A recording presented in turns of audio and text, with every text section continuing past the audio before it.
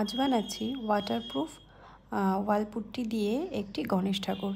তো প্রথমেই একটি কার্ডবোর্ড ছোট্ট করে কেটে নিয়েছি, যেরকম দেখছো তোমরা হাফ ওভাল শেপে।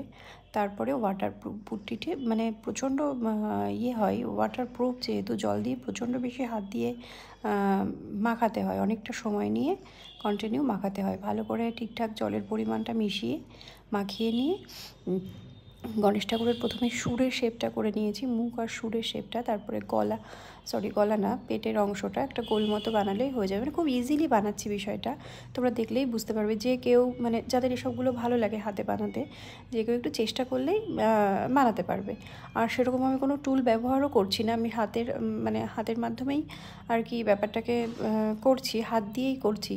আর যেটা করতে হবে ওটা মানে কোনো আলাদা করে শেপ দিতে গেলে বা একটু স্মুথ করতে গেলে বিষয়টা জলে একটুখানি হাতটা ভিজিয়ে সেই জলটা নিয়ে ওই জায়গাতে ভালো করে মানে একটু হালকা লেপে লেপে দিতে হবে, যাতে করে জায়গাটাকে স্মুথ লাগে দেখতে।